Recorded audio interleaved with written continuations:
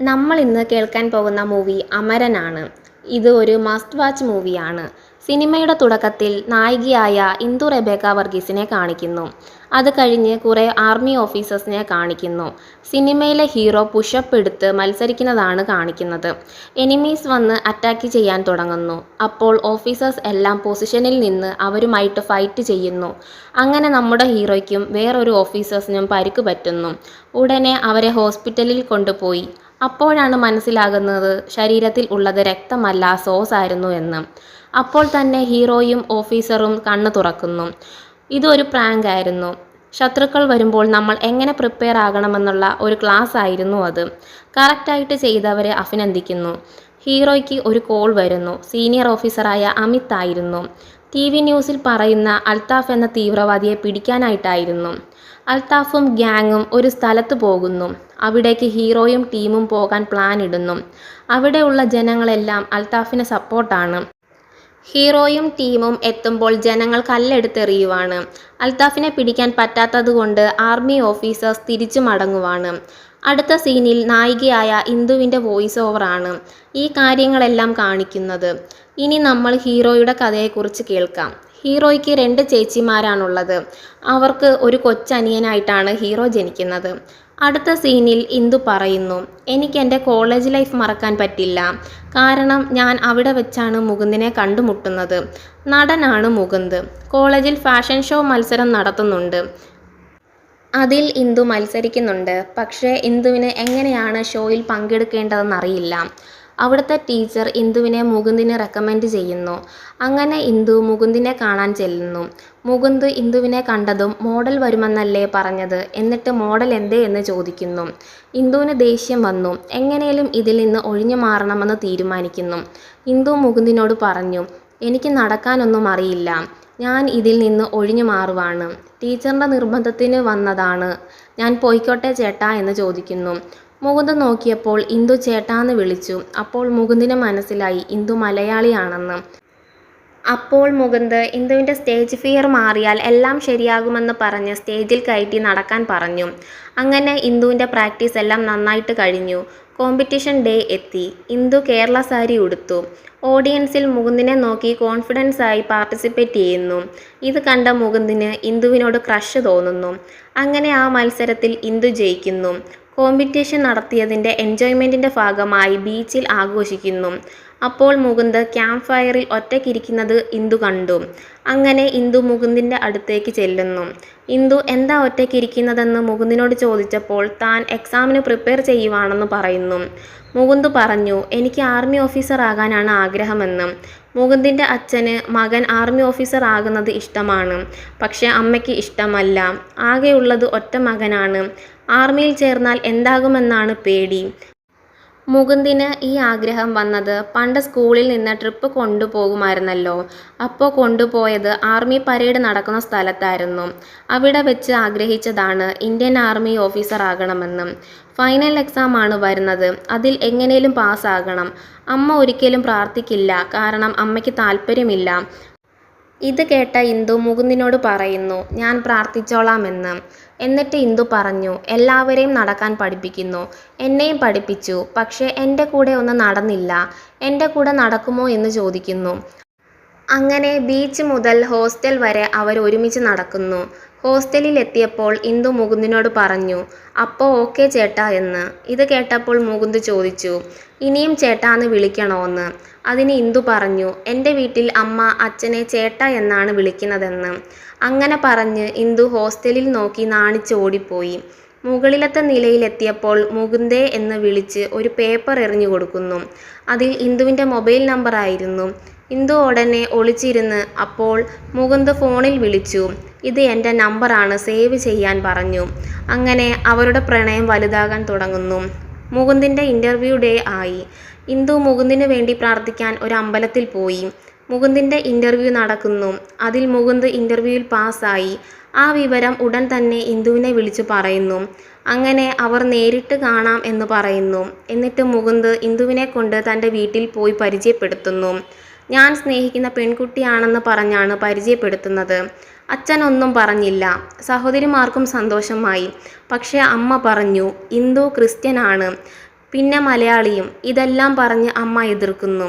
എന്നിട്ട് അമ്മ ഇന്ദുവിനെ കിച്ചണിൽ വിളിക്കുന്നു. എന്നിട്ട് സ്നേഹത്തിൽ പറഞ്ഞു കൊടുക്കുന്നു, മുകുന്ദ് ആർമിയിൽ പോകുക, അവിടെ ജോയിൻ ചെയ്ത് കഴിഞ്ഞാൽ പിന്നെ ഒത്തിരി ദിവസം എടുക്കും നാട്ടിൽ വരാൻ, കാണാൻ പോലും പറ്റില്ലെന്ന് പറയുന്നു. ഇങ്ങനെ പറഞ്ഞാൽ ഇന്ദു പിന്മാറുമെന്നാണ് അമ്മ വിചാരിച്ചത്. ഇന്ദു പുറത്തു വന്നപ്പോൾ മുകുന്ദ് പറയുന്നു ഇനി ട്രെയിനിങ്ങിന് പോകണമെന്ന്. ലീവ് കിട്ടുമെന്ന് അറിയില്ല. ലീവ് ഇല്ലെങ്കിലും വിസിറ്റേഴ്സിന് അലൗഡ് ആണെന്നും പറയുന്നു. അങ്ങനെ ട്രെയിനിങ് തുടങ്ങി. ഭയങ്കര ബുദ്ധിമുട്ടായിട്ടാണ് പോകുന്നത്. ട്രെയിനിങ്ങിൽ ഓട്ടമത്സരം നടത്തുന്നു. അതിൽ ഒരാൾ താഴെ വീഴുന്നു. സീനിയർ ഓഫീസർ നോക്കുമ്പോൾ എല്ലാവരും എത്തി. 2 പേർ മാത്രം കാണുന്നില്ല. നോക്കി നിൽക്കുമ്പോഴാണ് മുകുന്ദ് ആ വീണ ആളെയും തോളത്തെടുത്തുകൊണ്ട് ഓടി വരുന്നത്. ഇത് കണ്ട ഓഫീസർ മുകുന്ദിനെ അപ്രിഷ്യേറ്റ് ചെയ്യുന്നു. നെക്സ്റ്റ് ഡേ ഇന്ദു മുകുന്ദിനെ കാണാൻ വിസിറ്റേഴ്സ് ടൈമിൽ ചെല്ലുന്നു. മുകുന്ദ് ഇന്ദുവിനോട് പറയുന്നു ട്രെയിനിങ് പാടായതുകൊണ്ട് ടയേർഡാണ്, ഒന്ന് തോളത്ത് കിടന്നോട്ടെ എന്ന്. അങ്ങനെ 2 പേരും ചാഞ്ഞുറങ്ങുന്നു. ആ സമയത്താണ് അമ്മ മുകുന്ദിനെ കാണാൻ എത്തുന്നത്. അപ്പോൾ കാണുന്നത് 2 പേരും ചാഞ്ഞുറങ്ങുന്നതാണ്. അമ്മ ചോദിച്ചു, ഇതാണോടാ നിന്റെ ട്രെയിനിങ് എന്ന്. അത് കഴിഞ്ഞ് തണലത്തിരുന്ന് വീട്ടിൽ നിന്ന് കൊണ്ടുവന്ന ഫുഡ് മുകുന്ദിന് കൊടുക്കുന്നു. അന്നേരം മുകുന്ദ് ഇന്ദുവിനോട് പറയുന്നു നമ്മുടെ കാര്യം നിന്റെ വീട്ടിൽ പറയണമെന്ന്. ഇന്ദു വീട്ടിലെത്തിയ ശേഷം അച്ഛനോട് പറയുന്നു മുകുന്ദിനെ ഇഷ്ടമാണെന്ന്. ഇത് കേട്ടപ്പോൾ ഇന്ദുവിൻ്റെ ചേട്ടൻ ചൂടായി. അച്ഛൻ ആരാണെന്ന് ചോദിച്ചപ്പോൾ ആർമി ഓഫീസർ ആണെന്നും തമിഴനാണെന്നും അറിഞ്ഞപ്പോൾ ആരും സമ്മതിച്ചില്ല. മുകുന്ദിൻ്റെ ട്രെയിനിങ് കഴിഞ്ഞ് പരേഡിൻ്റെ അന്ന് ഇന്ദു കാണാൻ പോകുന്നു. വളരെ സന്തോഷത്തോടെയാണ് എല്ലാം കാണുന്നത്. അത് കഴിഞ്ഞ് അവർ ഫാമിലിയായിട്ട് ഫോട്ടോ എടുക്കുന്നു. അടുത്ത ദിവസം ഇന്ദുവും മുകുന്ദും പള്ളിയിൽ പോകുന്നു. മുകുന്ദ് ഇന്ദുവിന് വേണ്ടി ഒരു റിങ് ഗിഫ്റ്റ് കൊടുക്കുന്നു.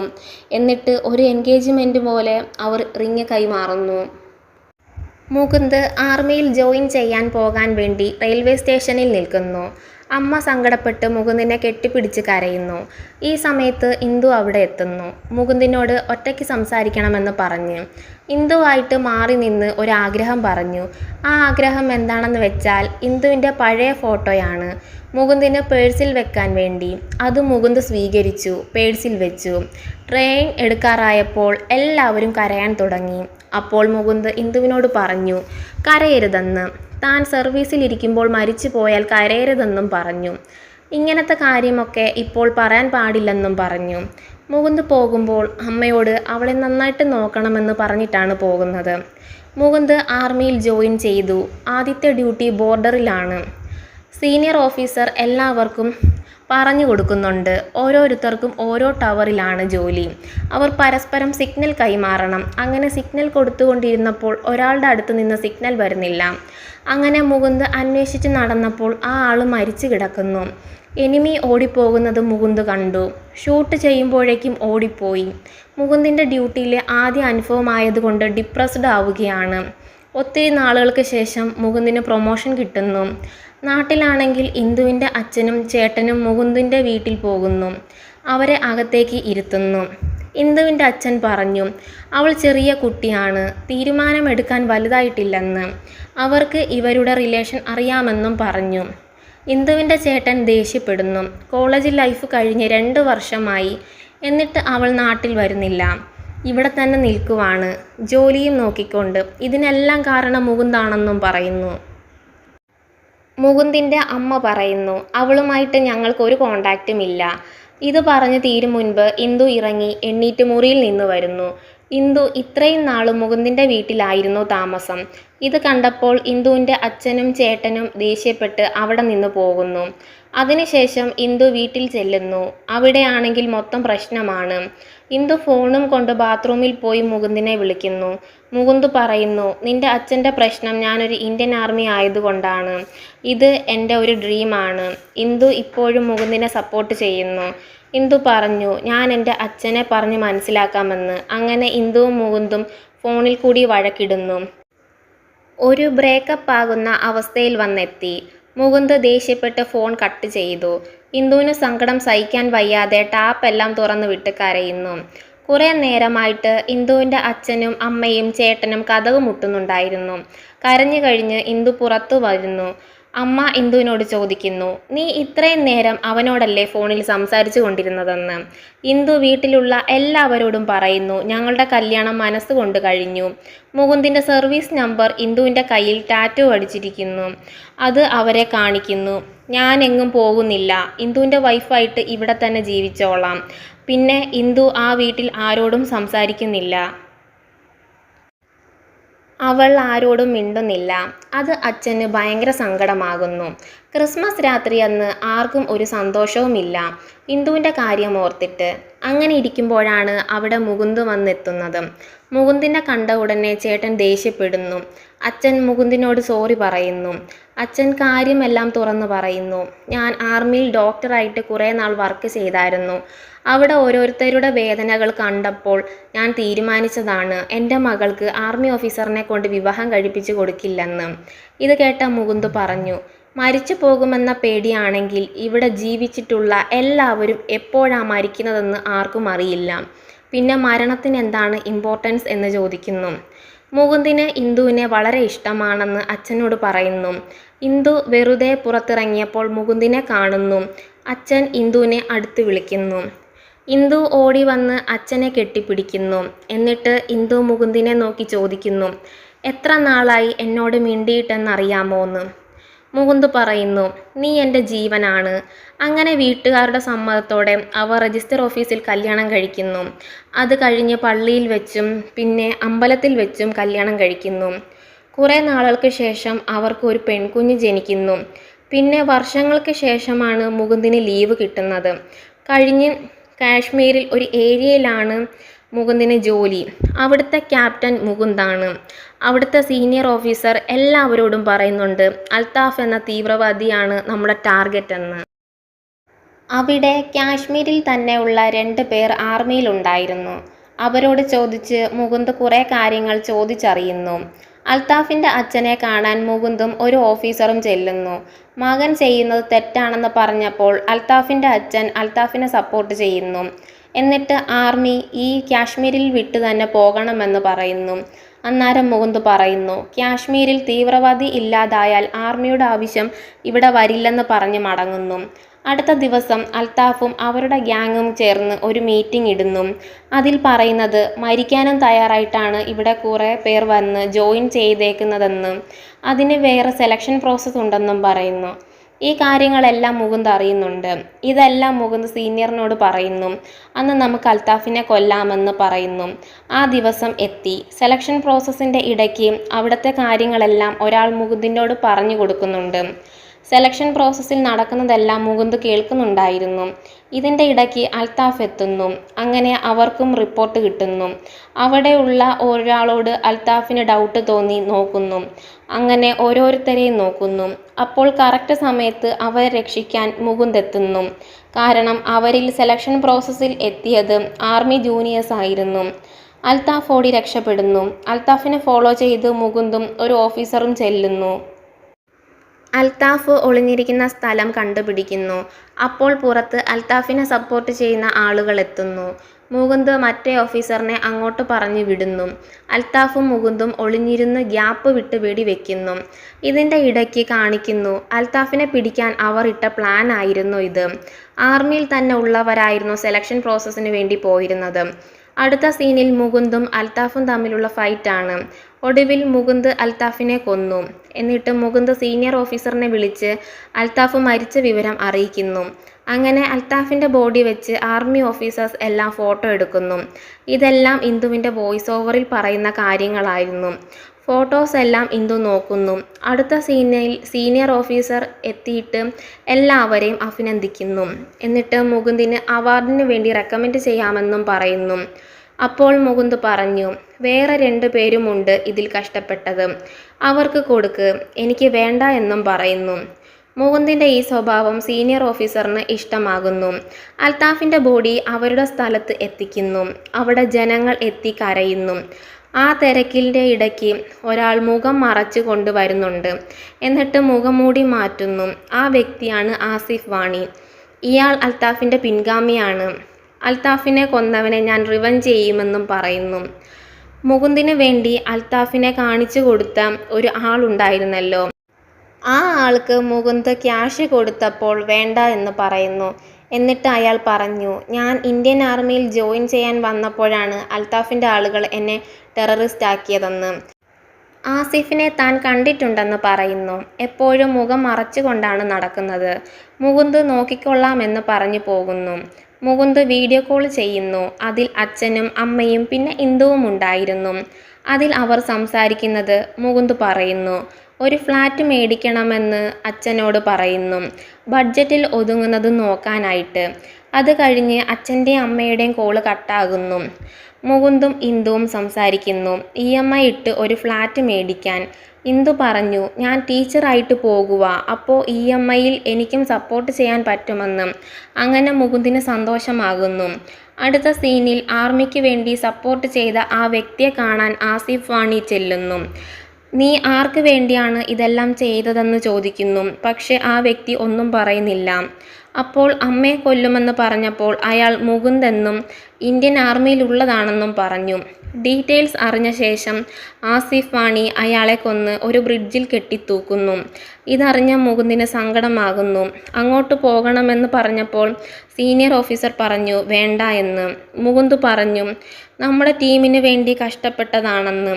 അത് കഴിഞ്ഞ് ആർമിക്കാർ എല്ലാവരും മരണച്ചടങ്ങിൽ പങ്കെടുക്കുന്നു. എന്നിട്ട് ഫാമിലിക്ക് കുറച്ച് ക്യാഷും കൊടുക്കുന്നു. നെക്സ്റ്റ് സീനിൽ ആർമി ഓഫീസേഴ്സ് എല്ലാം വണ്ടി പോയിക്കൊണ്ടിരിക്കുമ്പോൾ മുകുന്ദ് ആലോചിക്കുന്നു, ആരാണ് ഈ ആസിഫ് വാണിയെന്ന്. മുകുന്ദിൻ്റെ സങ്കടം കണ്ട കൂടെയുള്ള ഓഫീസേഴ്സ് മൈൻഡ് മാറ്റാൻ വേണ്ടി പാട്ട് പാടുന്നു. അങ്ങനെ എല്ലാവരും ഹാപ്പിയാകുന്നു. ആ സമയത്ത് ഇന്ദു വിളിക്കുന്നു. ആ ഹാപ്പി മൂഡിൽ ഇന്ദുവും പങ്കുചേരുന്നു. അപ്പോഴാണ് ടെററിസ്റ്റിൻ്റെ അറ്റാക്ക്. മുകുന്ദിൻ്റെ ഫോൺ താഴെ വീഴുന്നു. ഡ്രൈവർ ഗൺഷൂട്ടിൽ മരിക്കുന്നു. പെട്ടെന്ന് മുകുന്ദ് പോയി വണ്ടി കൺട്രോൾ ചെയ്യുന്നു. ഷൂട്ട് സൗണ്ട് കേൾക്കുമ്പോൾ ഇന്ദു പേടിച്ച് കരയുന്നു. ഹലോ മുകുന്ദേ എന്ന് വിളിച്ചിട്ട് ഒരു റെസ്പോൺസും ഇല്ലായിരുന്നു. മുകുന്ദിൻ്റെ കൂടെ ഉള്ളവരെയെല്ലാം ടെററിസ്റ്റ് ഗ്രൂപ്പ് അറ്റാക്ക് ചെയ്തു. അവർ രക്ഷപ്പെട്ടു. മുകുന്ദിൻ്റെ ഫോൺ ഒരാൾ കയ്യിൽ കൊണ്ട് കൊടുക്കുന്നു. അപ്പോഴാണ് മുകുന്ദിന് മനസ്സിലാകുന്നത് ഇന്ദു ഇത്രയും നേരം ലൈനിൽ ഉണ്ടായിരുന്നുവെന്നും. ഇന്ദു കരഞ്ഞുകൊണ്ട് കോളിൽ ചോദിച്ചു കൊണ്ടിരുന്നു. അപ്പോൾ മുകുന്ദ് ഫോണിൽ കൂടി പറഞ്ഞു, ഇന്ദു ഐ ആം ഓക്കെ എന്ന്. മുകുന്ദിൻ്റെ സൗണ്ട് കേട്ടപ്പോഴാണ് ഇന്ദുവിന് സമാധാനമാകുന്നത്. അവരുടെ ടീമിലുള്ള ഒരാൾ മരിച്ചിരുന്നു. ആ ആളുടെ മരണചടങ്ങുകൾ നടക്കുന്നു. അടുത്ത സീനിൽ അവരുടെ ടീമിൽ ഒരു കാശ്മീർക്കാരൻ ഉണ്ടായിരുന്നല്ലോ, ആ ആളെ കാണിക്കുന്നു. ആസിഫ് വാണിയുടെ ആളുകൾ അവനെ വീട്ടിൽ നിന്ന് വിളിച്ചുകൊണ്ട് പോകുന്നു. എന്നിട്ട് അവനെ ക്രൂരമായിട്ട് മർദ്ദിക്കാൻ തുടങ്ങുന്നു. മുകുന്ദ് സീനിയർ ഓഫീസറിനോട് പറയുന്നു അവനെ രക്ഷിക്കാൻ പോകണമെന്ന്. അത് ഓഫീസർ പറഞ്ഞു വേണ്ട, പോകണ്ട, അവിടെ സേഫ് അല്ലെന്ന്. പക്ഷെ മുകുന്ദ് ആ ആളെ രക്ഷപ്പെടുത്താൻ ഓഫീസറിൻ്റെ അനുവാദം ഇല്ലാതെ തന്നെ പോകുന്നു. അടുത്ത സീനിൽ ആസിഫ് വാണി അവൻ്റെ ഹെഡിനോട് ഫോണിൽ സംസാരിക്കുന്നു. ആ ഹെഡ് പറയുന്നു ആസിഫ് വാണി സേഫായിട്ടിരിക്കാനായിട്ട്. മുകുന്ദിൻ്റെ അടുത്ത് ഒരു പ്രായമുള്ള വ്യക്തി ചെല്ലുന്നു. ആ വ്യക്തി മരിച്ചു പോയ അൽത്താഫിൻ്റെ അച്ഛനായിരുന്നു. എന്നിട്ട് അച്ഛൻ പറഞ്ഞു, മകൻ ചെയ്യുന്നത് തെറ്റാണെന്ന് ഒത്തിരി വട്ടം പറഞ്ഞിരുന്നു, പക്ഷെ കേട്ടില്ല. എനിക്ക് കാശ്മീരിൻ്റെ സമാധാനമാണ് വേണ്ടതെന്ന് പറയുന്നു. പിന്നെ ഒരു ഓഫീസറിനെ ആസിഫിൻ്റെ ആളുകൾ കൊണ്ടുപോയായിരുന്നല്ലോ, ആ ആൾ എവിടെയാണെന്ന്, എവിടെ വെച്ചാണ് കൊല്ലാൻ തീരുമാനിച്ചതെന്നും പറയുന്നു. ആ ആളെ പൊതുജനങ്ങളുടെ അടുത്തേക്ക് കൊല്ലാൻ കൊണ്ടുവരുന്നു. തല വെട്ടി കൊല്ലാനാണ് തീരുമാനിച്ചത്. അതിന് ഒരു ചെറിയ കുട്ടിയെ വിളിക്കുന്നു കൊല്ലാനായിട്ട്. ആ കുട്ടിയുടെ കയ്യിൽ വാൾ കൊടുക്കുന്നു. അവൻ പേടിച്ച് നിൽക്കുവാണ് വെട്ടാനായിട്ട്. ആ സമയത്ത് മുകുന്ദും ടീമും ജനങ്ങളും ഇടയ്ക്ക് ഒളിഞ്ഞിരിക്കുമായിരുന്നു. കറക്റ്റ് സമയത്ത് അവർ വെടിവെച്ച് ആ ആളെ രക്ഷിക്കുന്നു. അങ്ങനെ ആ ആളെ ഒരു ഹോസ്പിറ്റലിൽ അഡ്മിറ്റ് ചെയ്യുന്നു. എന്നിട്ട് മുകുന്ദിനോട് പറയുന്നു മരിക്കാനായിട്ട് ഞാൻ ഒട്ടും പേടിച്ചില്ലായിരുന്നു എന്ന്. അവൻ്റെ അമ്മ വന്ന് മുകുന്ദിനോട് താങ്ക്സ് പറഞ്ഞു.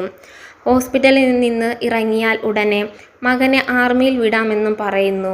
അടുത്ത സീനിൽ സീനിയർ ഓഫീസറും മുകുന്ദുമായിട്ടുള്ള ചർച്ച കാണിക്കുന്നു. പോകരുതെന്ന് പറഞ്ഞ ഏരിയയിൽ പോയതുകൊണ്ട് ടീമിന് ഒരു പണിഷ്മെൻ്റ് കൊടുക്കുന്നു. ഗ്രാമത്തിൽ എല്ലാം ഒരു സോഷ്യൽ സർവീസ് ചെയ്യാൻ അതിനായിട്ട് അവർക്ക് നോട്ടീസ് കൊടുക്കുന്നു. കുട്ടികൾക്ക് ക്ലാസ് എടുക്കുന്നു. അങ്ങനെ എൻജോയ് ചെയ്യുന്നു. അവരുടെ ടീമിലെ ഒരു ഓഫീസറിനെ മുകുന്ദ് റെക്കമെൻഡ് ചെയ്തതുകൊണ്ട് അവാർഡ് കിട്ടിയെന്ന് പറഞ്ഞു. അതിന് മുകുന്ദ് പറഞ്ഞു ഒരിക്കലും ഞാൻ റെക്കമെൻഡ് ചെയ്തത് കൊണ്ടല്ല എന്ന്. പക്ഷേ ആ ഓഫീസർ താങ്ക്സ് പറയുന്നു. സോഷ്യൽ സർവീസ് ആയതുകൊണ്ട് മുകുന്ദിന് വീട്ടിൽ ഇന്ദുവിനെ വിളിച്ച് സംസാരിക്കാൻ ടൈം കിട്ടുന്നു. ആ കുറഞ്ഞ സമയം അവർ നല്ല രീതിയിൽ സ്പെൻഡ് ചെയ്യുന്നു. സോഷ്യൽ സർവീസ് എല്ലാം കഴിഞ്ഞ് അവർ വീണ്ടും ഡ്യൂട്ടിയിൽ ജോയിൻ ചെയ്യുന്നു. ഡ്യൂട്ടി ടൈമിൽ ഗൺ ഷൂട്ട് പ്രാക്ടീസ് നടക്കുന്നു. അതിൻ്റെ ഇടയ്ക്ക് ഒരാൾ ഗൺ ലോഡ് ചെയ്യുന്ന സമയത്ത് അറിയാതെ മുകുന്ദിൻ്റെ നട്ടെല്ലിൽ ഷൂട്ട് ചെയ്യുന്നു. മുകുന്ദിനെ വേഗം ഹോസ്പിറ്റലിൽ എത്തിക്കുന്നു. ആ ഷൂട്ട് ചെയ്ത ആൾക്കെതിരെ ഓഫീസേഴ്സ് ആക്ഷൻ എടുക്കും. അതിന് മുകുന്ദ് പറഞ്ഞു, കാശ്മീരിൽ നിന്ന് ആർമിയിൽ ജോയിൻ ചെയ്ത ആളാണത്. ഇനിയും ഇതുപോലെ ഒത്തിരി പേർ വരണം. അതുകൊണ്ട് ആളെ ഒന്നും ചെയ്യരുതെന്ന്. എന്നെ കേരളത്തിലോട്ട് ഷിഫ്റ്റ് ചെയ്യാൻ. ഇന്ദുവിൻ്റെ അച്ഛൻ്റെ ഹോസ്പിറ്റലിൽ അഡ്മിറ്റ് ചെയ്യുന്നു. അച്ഛൻ സേഫായിട്ട് ബുള്ളറ്റ് എടുക്കുന്നു. മുകുന്ദ് അച്ഛനോട് ചോദിക്കുന്നു, ഇതുകൊണ്ടല്ലേ അന്ന് ഇന്ദുവിനെ എന്നെ കല്യാണം കഴിപ്പിച്ച് തരാൻ സമ്മതിക്കാത്തതെന്നും. അപ്പോൾ ഇന്ദുവിൻ്റെ അച്ഛൻ പറഞ്ഞു, അന്ന് ഞാൻ അങ്ങനെ പറഞ്ഞെങ്കിൽ ഇപ്പോൾ എൻ്റെ മകളുടെ ഹസ്ബൻഡ് ഒരു സോൾജിയർ ആണെന്ന് പറയാൻ വളരെ സന്തോഷമാണ്. അടുത്ത സീനിൽ ഇന്ദുവിനെ കാണിക്കുന്നു. ഇന്ദുവിൻ്റെ ഫോണിൽ മുകുന്ദ് വിളിക്കുന്നു. കോൾ എടുക്കുന്നത് മകളാണ്. മകൾ അച്ഛനോട് പറയുന്നു, ഞാൻ അച്ഛനെ മിസ് ചെയ്യുന്നു. അപ്പോൾ മുകുന്ദ് പറഞ്ഞു, നിലാവിനെ നോക്കിയാൽ മതി അച്ഛനെ കാണാമെന്ന്. അപ്പോൾ മകളോട് അച്ഛൻ പറയുന്നു, ജനലിൽ നിന്ന് നോക്കാൻ. അച്ഛനെ മിസ് ചെയ്യുമ്പോൾ നിലാവിനെ നോക്കി സംസാരിച്ചാൽ മതിയെന്നും പറയുന്നു. അപ്പോൾ കുഞ്ഞ് പറഞ്ഞു, നിലാവിനെ കാണുന്നില്ലെന്ന്. അപ്പോൾ മുകുന്ദ് പറഞ്ഞു, ടെറസിൽ കയറി നോക്കാൻ. അങ്ങനെ കുഞ്ഞ് ടെറസിൽ കയറി നോക്കിയപ്പോഴാണ് മുകുന്ദിനെ കാണുന്നത്. അച്ഛനും മകളും കെട്ടിപ്പിടിച്ച് സംസാരിക്കുന്നു. ഈ സമയത്ത് ഇന്ദു വീട്ടിൽ നോക്കിയപ്പോൾ കുഞ്ഞിനെ കാണുന്നില്ല. അങ്ങനെ പുറത്തിറങ്ങി നോക്കിയപ്പോൾ കുഞ്ഞ് ടെറസിൽ നിൽക്കുന്നു. കുഞ്ഞിനെ ഇന്ദു വഴക്ക് പറയാൻ തുടങ്ങി. ഒറ്റയ്ക്ക് കയറരുതെന്ന് പറഞ്ഞതല്ലേന്ന്. അപ്പോൾ മുകുന്ദ് കുഞ്ഞിൻ്റെ അടുത്ത് വന്ന് സർപ്രൈസ് കൊടുക്കുന്നു. ഇത് കണ്ട ഇന്ദു ഓടി വന്ന് മുകുന്ദിനെ കെട്ടിപ്പിടിക്കുന്നു. സന്തോഷത്തോടെ ഇന്ദു മുകുന്ദിനോട് എത്ര ദിവസത്തെ ലീവ് ഉണ്ടെന്ന് ചോദിക്കുന്നു. അങ്ങനെ മുകുന്ദിൻ്റെ പുറത്ത് കൈവച്ചപ്പോൾ എന്തോ ഫീലാകുന്നു. ഷർട്ട് പൊക്കി നോക്കിയപ്പോൾ ബാൻഡേഡ് ഇട്ടിരിക്കുന്നു. മുകുന്ദ് വേഗം കുഞ്ഞിനെ ഉറക്കിയിട്ട് കിടത്തിയിട്ട് വന്ന് പറഞ്ഞു, ഒരു കുഴപ്പവുമില്ലെന്ന്. ഇത് കണ്ട ഇന്ദുവിന് പേടിയാകുന്നു. മുകുന്ദ് ഇന്ദുവിനോട് പറയുന്നു, അച്ഛനെ വിളിച്ച് നോക്കാൻ. പെട്ടെന്ന് ഇന്ദു അച്ഛനെ വിളിച്ച് കാര്യങ്ങൾ അറിയുന്നു. ഇത്രയും വലിയ കാര്യം നടന്നിട്ട് എന്നോട് എന്താ പറയാത്തതെന്ന് ചോദിക്കുന്നു. ഇഞ്ചുറി റിക്കവർ ആകുന്നവിടം വരെ മുകുന്ദ് നാട്ടിൽ കാണും. ഇടിമിന്നൽ സൗണ്ട് കേട്ട് കുഞ്ഞ് പേടിച്ച് ടേബിളിൻ്റെ അടിയിൽ ഒളിക്കുന്നു.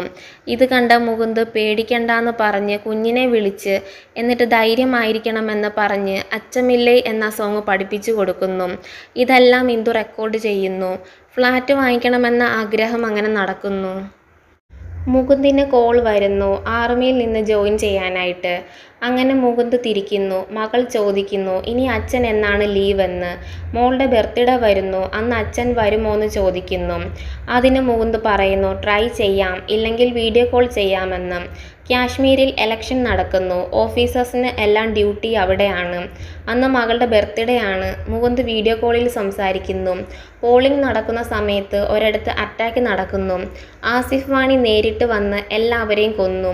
ഈ ന്യൂസ് നാട്ടിൽ TV വഴി എല്ലാവരും അറിയുന്നു. അങ്ങനെ അവർ വിളിച്ച് സംസാരിക്കുന്നു. അപ്പോൾ ഇന്ദു പറയുന്നു, ഉറങ്ങിയിട്ട് കുറച്ച് നാളായെന്ന്. അപ്പോൾ മുകുന്ദ് പറഞ്ഞു, നമുക്ക് ഒരുമിച്ച് ഉറങ്ങാമെന്ന്.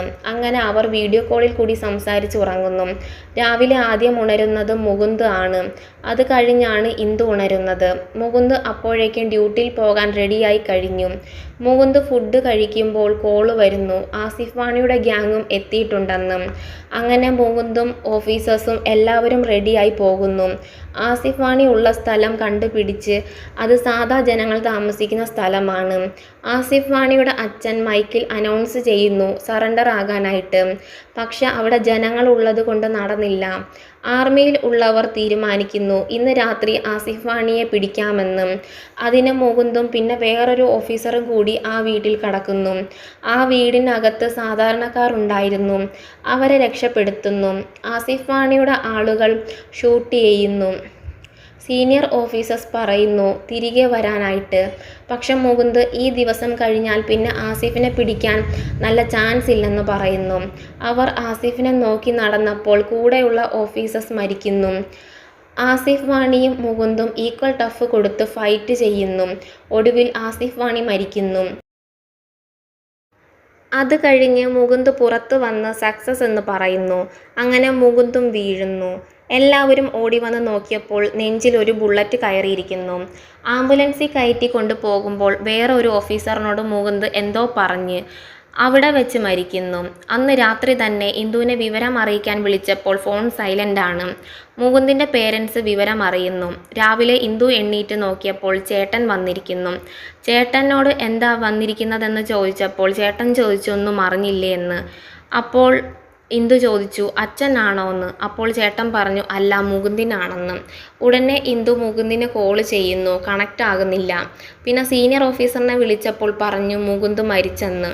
ഇന്ദു കരയാൻ തുടങ്ങി. അപ്പോൾ മുകുന്ദ് പറഞ്ഞ കാര്യം ഓർമ്മ വരുന്നു, കരയാൻ പാടില്ലെന്ന്. ബോഡി നാട്ടിൽ എത്തിക്കുന്നു. അച്ഛനും അമ്മയും എല്ലാവരും കരയുന്നു. ഇന്ദു മാത്രം കരയുന്നില്ല. മുകുന്ദ് അവസാന നിമിഷം ഒരു ഓഫീസറിനോട് പറഞ്ഞ കാര്യം ഇന്ദുവിനോട് പറയുന്നു. ആർമി രീതിയിൽ തന്നെ ചടങ്ങുകൾ കഴിയുന്നു. ഇന്ദു അശോക ചക്ര വാങ്ങുന്നു. മുകുന്ദിൻ്റെ സ്റ്റാച്യു അവിടെയുണ്ട്. അതിൻ്റെ അടുത്ത് വന്ന് ഇന്ദുവും മകളും ഇരിക്കുന്നു. അവർക്ക് മുകുന്ദ് കൂടെ ഉള്ളതുപോലെ തോന്നുന്നു. മകൾ അമ്മയോട് ചോദിക്കുന്നു അച്ഛന് ഇനി എന്നാ ലീവ് എന്ന്. അങ്ങനെ ഈ സിനിമ അവസാനിക്കുന്നു.